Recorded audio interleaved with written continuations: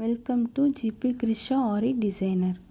இங்கே பாருங்கள், இன்றைக்கி நம்ம லோட் ஸ்டிச் தான் பார்க்க போகிறோம். லோட் ஸ்டிச் வந்து ஹியூமன் பீயிங்கில் வந்து பிக்சரில் ட்ரேஸ் பண்ணி அதில் எடுத்துருக்கிறத நான் உங்களுக்கு ஃபஸ்ட்டு காட்டுறேன். அதுக்கப்புறம் நான் ஒரு பீகாக் டிசைன் போட்டு அதில் நான் ஸ்டிச் பண்ணி காட்டுறேன். இங்கே பாருங்கள், ஒவ்வொரு லாக்கும் உங்களுக்கு தனியாக தெரியுதா?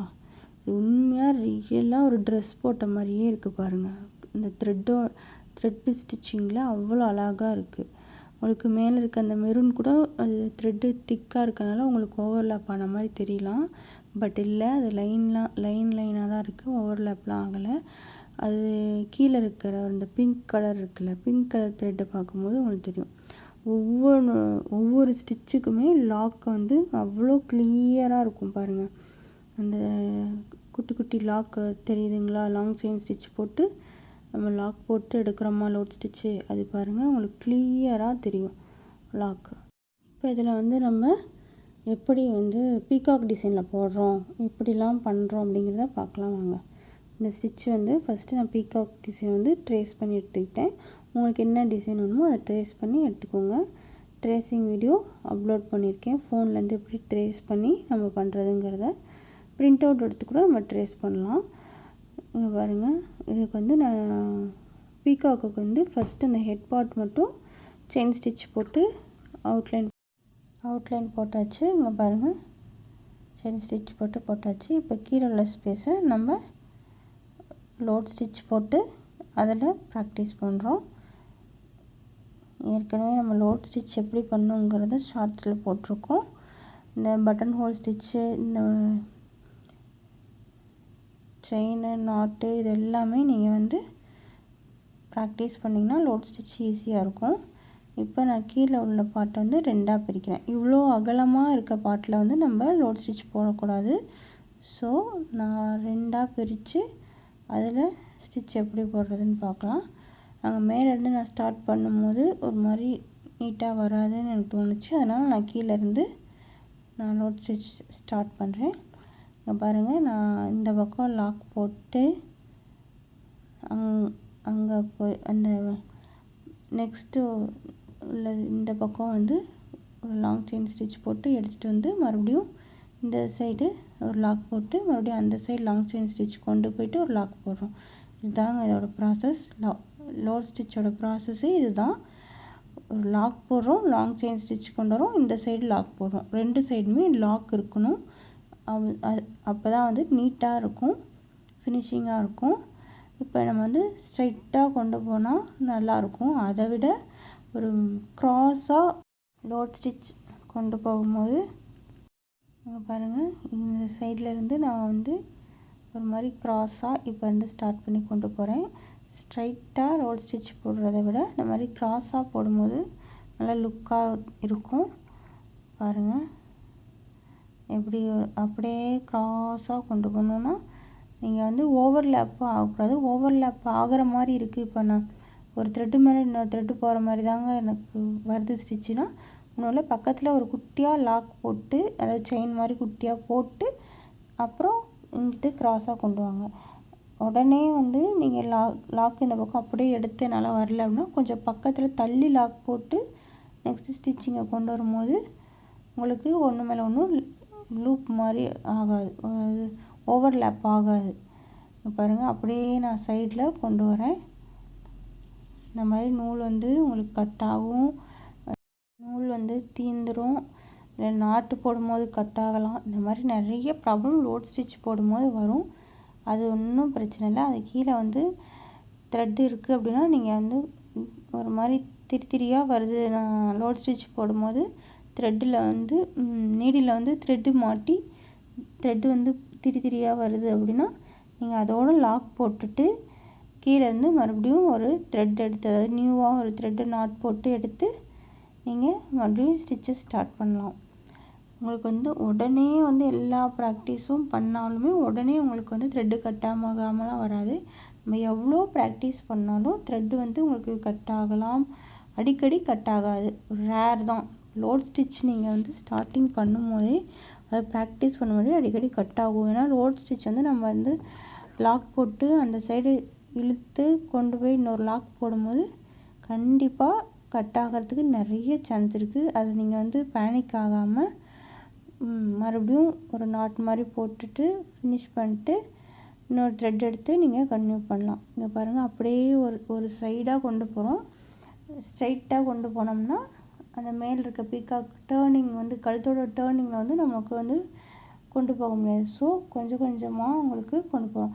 இப்போ ஒன்று மேலே ஒன்று போட்டால் ஓவர்லேப் ஆகுதுன்னு நான் பக்கத்தில் செயின் போட்டு இன்னொரு அந்த பக்கம் லாங் ஸ்டிச் கொண்டு போகிறேன். இப்போ அந்த டேர்னிங்கில் ஓவர்லேப் ஆகிற மாதிரி எனக்கு தோணுச்சு.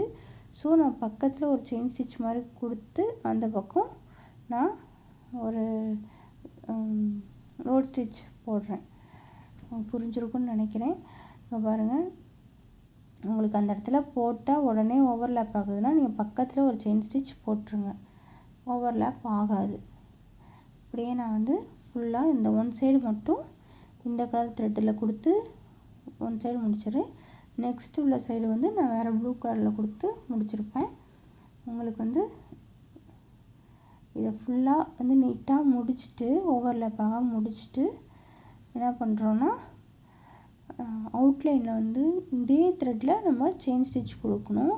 செயின் ஸ்டிச் கொடுத்தா நல்லாயிருக்கும். இதே த்ரெட்டில் கொடுக்கும்போது அந்த கேப்லாம் அந்த லாக் போட்டிருக்க கேப்ஸ்லாம் இருக்குது, அந்த ஹோல்ஸ்லாம் வந்து இந்த த்ரெட்டில் கொடுக்கும்போது ரொம்ப ஃபினிஷிங்காக இருக்கும். இந்த த்ரெட்டில் அவுட்லைன் செயின் ஸ்டிச் கொடுத்துட்டு நெக்ஸ்ட்டு வந்து நம்ம வேணால் அந்த ஜரி த்ரெட்லையோ இல்லை உங்களுக்கு வேறு ஏதாவது கலரில் வந்து கான்ட்ராஸ்ட்டாக இந்த கலரில் செயின் ஸ்டிச் கொடுத்தா நல்லாயிருக்கும், அவுட்லைன் கொடுத்தா நல்லாயிருக்கும் நீங்கள் நினச்சிங்கன்னா அந்த அந்த ஒரு இதில் நீங்கள் கொடுக்கலாம், அந்த ஒரு த்ரெட்டில் நீங்கள் கொடுக்கலாம். பாருங்கள், அதோட எனக்கு த்ரெட்டு தீர்ந்துடுச்சு. அதனால் நான் மறுபடியும் த்ரெட்டு எடுத்து நாட் போட்டு பண்ணிகிட்ருக்கேன். இதே தான் அதே கலரில் நான் கொடுத்துருக்கேன். அதுக்கப்புறம் நான் அவுட்லைன் வந்து ஜரி த்ரெட்டு மாதிரி கொடுக்கலாம் அப்படின்னு சொல்லிட்டு இதே த்ரெட்டில் ஃபஸ்ட்டு நான் கொடுத்துட்டு அந்த அவுட்லைன் செயின் ஸ்டிச் கொடுத்து முடிச்சிட்றேன். பாருங்கள், முடிச்சுட்டு நெக்ஸ்ட்டு நம்ம ஜரி த்ரெட்டில் ஒரு அவுட்லைன் கொடுக்கும்போது கொஞ்சம் ஃபினிஷிங் வந்து நீட்டாக தெரியும் அப்படிங்கிற மாதிரி சொல்கிறேன். நீங்கள் ஜரி த்ரெட் இல்லை அப்படிங்கிற பட்சத்தில் இந்த மாதிரி அவுட்லைன் அதே த்ரெட்டில் கொடுத்துக்கலாம். இது இந்த பீகாக் டிசைனில் வந்து நான் மேக்ஸிமம் ரோட் ஸ்டிச் தான் கொடுத்துருப்பேன். ஒவ்வொரு லீஃப்லையும் வந்து ரோட் ஸ்டிச் தான் கொடுத்துருப்பேன். அந்த சென்டரில் இருக்க திலகம் மாதிரி இருக்குல்ல, அந்த பீகாக் டிசைனில் ரெக்க மாதிரி இருக்குல்ல, அதுக்கு மட்டும் நான் வந்து லீவ் ஸ்டிச் கொடுத்துருப்பேன். சென்டரில் இருக்கிறதுக்கு மட்டும் லீவ் ஸ்டிச் கொடுத்துருப்பேன். மற்ற எல்லாத்துக்குமே நான் ரோட் ஸ்டிச் தான் கொடுத்துருப்பேன். பாருங்கள், இதோட நம்ம செயின் ஸ்டிச் போட்டு முடிச்சிடுறோம். முடிச்சுட்டு நெக்ஸ்ட்டு வந்து நான் ஜரி த்ரெட் எடுத்திருக்கேன். அந்த த்ரெட்டை எப்படி நம்ம நாட் போட்டோமோ அதே மாதிரி தான் இதுவும் நம்ம நாட் போட்டு எடுத்துகிட்டு இந்த நாட்டை தான் நம்ம அடியில் எடுத்து கொடுக்க போகிறோம். நான் இப்போ ஜரி த்ரெட்டில் அவுட்லைன் கொடுக்கணும் அப்படின்னு நினைக்கிறேன். இங்கே பாருங்கள், இதுக்கு ஆப்போசிட் சைடு நான் வேறு கலர் கொடுத்து முடிச்சிட்டேன். நோட் ஸ்டிச் கொடுத்து பாருங்கள், நான் ஜூம் பண்ணி காட்டியிருக்கேன். த்ரெட்டு வந்து ஒன்றுமே ஓவர்லேப் ஆகிருக்காது. சைடில் இருக்க லாக் எல்லாமே தனித்தனியாக தெரியுது, பார்த்தீங்களா? அரும்பரும்பாக தெரியுதுல்ல, அதுதாங்க. அது நீங்கள் நேராக நீங்கள் ரோட் ஸ்டிச் கொடுத்தீங்கன்னா அது அவ்வளோக்கு அட்ராக்டிவாக இருக்காது. ஒரு மாதிரி க்ராஸாக கொடுக்கும்போது பாருங்கள், அப்படியே நீட்டாக ஒரு மாதிரி உண்மையாகவே வந்து மயிலுக்கெலாம் எப்படி இருக்கும் அந்த இறகெல்லாம், அந்த மாதிரி அந்த அரும்பரும்பாக தெரியுது பாருங்கள் அந்த லாக் எல்லாமே. அதுக்கு தான் வந்து க்ராஸாக கொடுக்கும்போது ரோட் ஸ்டிச்சு இன்னும் நல்லாயிருக்கும். அவுட்லைன் வந்து நான் ஜரி த்ரெட் கொடுத்து முடிச்சிட்டேன். பாருங்கள், இப்போ நம்ம அந்த லீஃபை வந்து ஒரு பெரிய லீஃபாக இருக்கிறதுனால நான் வந்து அதை 3 பார்ட்டாக பிரிச்சுருக்கேன். உங்களுக்கு வந்து நான் இந்த த்ரெட்டு ஸ்டிச்சு இதில் வந்து லாங் செயின் ஸ்டிச் கொடுக்காத பார்த்தாவே உங்களுக்கு தெரியும், ஒரு 3 பார்ட்டாக தான் பிரிச்சுருக்கேன். ஏன்னா ஒரு பெரிய ஒரு லாங் ஸ்பேஸ், அதாவது அகலமான ஸ்பேஸில் ரோட் ஸ்டிச் வந்து கொடுக்கவே கூடாது. அப்படி அகலமான ஸ்பேஸில் ரோட் ஸ்டிச் கொடுக்கும்போது அடியில் இருக்க பேஸ் கிளாத் வந்து அதிகமாக தெரிய ஆரம்பிச்சிடும். இங்கே பாருங்கள், ஒவ்வொரு ரோட் ஸ்டிச் கொடுக்கும்போதுமே அதில் தனித்தனியாக நம்ம லாங் செயின் எடுத்துகிட்டு வந்து தான் லாக் போடணும். நீங்கள் ஒன்று மேலே ஒன்று ஓவர்லேப் ஆகி போட்டிங்கன்னா அந்த கிளாத்தை வந்து நம்ம இதுலேருந்து எடுக்கும்போது ஸ்டாண்ட்லேருந்து எடுக்கும்போது உங்களுக்கு அந்த ஓவர்லேப் ஆகி போட்டிருக்கீங்களா, அது வந்து தனியாக அந்த த்ரெட்டெல்லாம் தூக்கிட்டு தனியாக தெரியும். இது வந்து நம்ம தனித்தனியாக கொடுக்கும்போது ஸ்டிச்சு கிளாத்துலேயே அப்படியே ஸ்டிஃபாக நிற்கும். நீங்கள் ஒன்று மேலே ஒன்று போட்டு கொடுத்தீங்க அப்படின்னா, ஓவர்லேப் ஆகி கொடுத்தீங்கன்னா அது வந்து ஃபினிஷிங்காகவும் இருக்காது. நீட்டாக ஒரு என்ன சொல்கிறது, அந்த ஸ்டாண்ட்லேருந்து எடுக்கும்போது உங்களுக்கே தெரியும், அது வந்து திரியாக அப்படி தனியாக தெரிய ஆரம்பிக்கும். எப்பயுமே ஒரு லோட் ஸ்டிச் கொடுத்துட்டேன் அப்படின்னா சைடில் அதே கலர் த்ரெட்டை வச்சு நான் வந்து செயின் ஸ்டிச் கொடுத்துருவேன். அப்போ தான் எனக்கு வந்து அந்த இடம் வந்து அந்த லாக் போட்டிருக்க இடம் வந்து தனியாக தெரியாமல் இருக்கும். அதை வந்து ஃபில் பண்ணுறதுக்கே அதுக்கு மேலேயே வந்து நான் செயின் ஸ்டிச் கொடுத்து முடிச்சிடுவேன். அது வந்து கொஞ்சம் லுக்கு வைஸ் நல்லா இருக்க மாதிரி இருக்கும். இங்கே பாருங்கள், இப்போ நான் ஒரு 3 பார்ட்டாக பிரிச்சுருக்கேன்னு சொன்னேன்னா அதில் ஒரு பக்கம் மட்டும் நான் கொடுத்து முடிச்சு லாக் போட்டுட்டேன். நெக்ஸ்ட்டு பார்ட்டு அது பக்கத்துலேயே இப்போ நம்ம மறுபடியும் கன்டினியூ பண்ண போகிறோம். இப்போ பாருங்கள், லாக் போட்டு நெக்ஸ்ட்டு பார்ட்டு வந்து கன்டினியூ பண்ண போகிறோம். இப்போ பாருங்கள், இந்த சைட்லேருந்து எடுத்திருக்கேன். அப்பயுமே இந்த இதுலேயுமே நான் கொஞ்சம் ஸ்பேஸில் தான் போடுறேன், பெரிய ஸ்பேஸ்லலாம். இதையும் நாம் 2ஆக தான் பிரிச்சுருக்கோம். இப்போ இதில் நான் ஃபஸ்ட்டு லாக் எடுத்து போட்டு லாங் செயின் எடுத்து இதிலேயே நம்ம ப்ராக்டிஸ் பண்ணி எடுத்துக்க வேண்டியதான். அங்கே பாருங்கள், கொஞ்சம் கொஞ்சமாக இதில் ப்ராக்டிஸ் பண்ணணும். நீங்கள் வந்து எடுத்தொட்டியும் ஒரு பெரிய ப்ளவுஸ் டிசைன் எல்லாம் போடணுன்னா அது வந்து இந்த ஸ்டிச் வந்து ரொம்ப கஷ்டமாயிரும். இந்த ஸ்டிச்சு ரொம்ப வந்து யூஸ்ஃபுல்லாக இருக்கும் அட்வான்ஸ் கோர்ஸ்க்கு. அதாவது embossed thread, embossed beads filling, இது எல்லாத்துக்குமே வந்து இந்த தான் பேஸ் ஸ்டிச்சு. இது வந்து நீங்கள் இதை நல்லா ப்ராக்டிஸ் பண்ணுறீங்கன்னா ஒரு இதுக்கு 3 ஸ்டிச்சு நீங்கள் ப்ராக்டிஸ் பண்ண மாதிரி. இது முடிச்சுட்டு அதே மாதிரி அவுட்லைன் நான் இந்த த்ரெட்லேயே கொடுத்துட்டு ஜரி த்ரெட்டில் சென்டர் பார்ட்லலாம் கொடுத்து ஃபில் பண்ணலான் இருக்கேன். அப்போ தான் சென்டர் பார்ட் வந்து கொஞ்சம் நல்லா லீஃப் ஸ்டிச்சில் நல்லா ஒரு நடுவில் ஒரு லீஃபில் ஒரு கோடு போட்டு எப்பயுமே நம்ம வரையும் போது பண்ணுவோம்ல, அதே மாதிரி நல்லா தெரியும். பாருங்கள், நான் வந்து இந்த லீஃப்க்கு ஷார்ப்னஸ் கொடுத்து அப்படியே கொண்டு வந்து உள்ளேயும் த்ரெட்டை கொண்டு வந்து பாருங்கள், அவுட்லைன் உள்ளே இருக்கிறதுக்கும் கொடுக்குறேன். உள்ளே லாக் போட்டிருக்கேன் பார்த்தீங்களா, அதுக்கும் நான் கொடுத்துருக்கேன். அவுட்லைன் உள்ள லாக்குக்கும் கொடுத்துருக்கேன். இதுக்கு வந்து அந்த லாக்கு தெரியாமல் இருக்கணும்னா அதை நம்ம செயின் ஸ்டிச் கொடுத்து ஃபில் பண்ணியே ஆகணும். அப்போ தான் நல்லாயிருக்கும். இல்லைனா அது ஒரு அந்த ஹோல்ஸ்லாம் தெரியும், ரொம்ப அந்த ஹோல்ஸ் தெரியும். ப்ளவுஸில் கொடுத்தாலுமே அதே மாதிரி தான் தெரியும். இந்த கிளாத்துக்கும் அப்படி தான் தெரியும். அதுக்கு தான் நம்ம செயின் ஸ்டிச் கொடுத்துட்றோம். இதை கொடுத்துட்டு நான் சென்டரில் ஜரி த்ரெட்டு கொடுத்து முடிச்சிருக்கேன். இப்போ நீங்கள் த்ரெட் ஸ்டிச் போட்டுட்டு நடுவில் ஜரி த்ரெட்டு கொடுக்கும்போது அடியில் வந்து நீங்கள் நாட்லாம் போட்டிருப்பீங்க பார்த்தீங்களா, அதுலேருந்து அந்த ரோஸ் கலர் த்ரெட்டு உங்களுக்கு ஜரி த்ரெட்டுக்கு பதிலாக அடியில் நீங்கள் நீடியில் விட்டு எடுக்கும்போது ரோஸ் கலர் த்ரெட்டு வரலாம். அதை நீங்கள் கரெக்டாக கீழே கட் பண்ணியிருக்கணும். நல்லா ஒட்டி கட் பண்ணியிருந்தீங்கன்னா கீழே இருந்து இந்த ரோஸ் கலர் த்ரெட்டு நமக்கு ஸ்டிச் எடுக்கும்போது ஜரி த்ரெட்டு ஸ்டிச் எடுக்கும்போது வராது. பாருங்கள், நல்லா இந்த த்ரெட்டில் வந்து இது வந்து ரொம்ப அகலமான ஸ்பேஸில் வந்து நான் த்ரெட் ஒர்க் கொடுத்துருக்கனால ஒரு டபுள் லைனில் நடுவில் நான் ஜரி த்ரெட்டு கொடுத்து ஃபினிஷ் பண்ணியிருக்கேன். இதே மாதிரி தான் அதில் இருக்க எல்லா லீஃப்க்குமே நான் த்ரெட் ஒர்க் கொடுத்து நடுவில் ஜரி த்ரெட்டு கொடுத்து ஃபினிஷ் பண்ணியிருக்கேன். இதே மாதிரி தான் பாருங்கள். நெக்ஸ்ட் வந்து இந்த சென்டர் பார்ட்டில் நான் என்ன சொல்கிறது, ஜரி த்ரெட்டு கொடுத்துட்டு நடுவில் இருக்கிறதுக்கு வந்து நான் லீவ் ஸ்டிச் கொடுத்துருக்கேன். ஸோ அதுக்கு மட்டும் நான் லோட் ஸ்டிச் கொடுக்கல. லாஸ்ட்டாக நம்ம லீவ் ஸ்டிச் போட்டோம்ல, அதுதான் நான் அந்த சென்டருக்கு கொடுத்துருக்கேன். இதில் வந்து நான் த்ரெட்டு போடுறதுக்கு முன்னாடி இந்த மாதிரி கோடு போட்டுக்கிட்டிங்கன்னா இப்படி ஸ்டிச் கொடுத்து ஃபினிஷிங்காக இருக்கும் அப்படின்னு உங்களுக்கே ஒரு கால்குலேஷன் மாதிரி தெரியும். ஃபஸ்ட்டே பென்சிலில் இந்த மாதிரி நம்ம லோட் ஸ்டிச் கொடுக்கலாம் அப்படின்னு நீங்கள் ஒரு கிராஸாக பென்சிலில் போட்டுக்குங்க. போட்டுட்டு அது மேலே கூட நீங்கள் ஸ்டிச்சஸ் போட்டால் ரொம்ப ஈஸியாக இருக்கும். இந்த மாதிரி ட்ரை பண்ணி பாருங்கள். ஓவர்லேப் ஆகாமலையும் நீட்டாகவும் வரும். தனித்தனியாக நம்ம இந்த லைன் மேலேயே போடுவோம் அப்படிங்கிற மாதிரி நீங்கள் அசியூம் பண்ணிவிட்டு போடுங்க.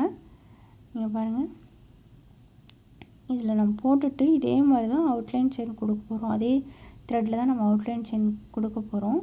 ஒவ்வொன்றுமே வந்து தனித்தனி லைனாக உங்களுக்கு தெரியுதா, இதே நம்ம கேப் விட்டு போட்டோம்னா பேஸ் கிளாத் தெரிய ஆரம்பிச்சிடும். கேப் விடாமல் போடணும். நான் இப்போ உங்களுக்கு கேப் விட்டு போட்டால் எப்படி பேஸ் வந்து உங்களுக்கு கிளாத் தெரியுதுங்கிறதையும் போட்டு காட்டுறேன்.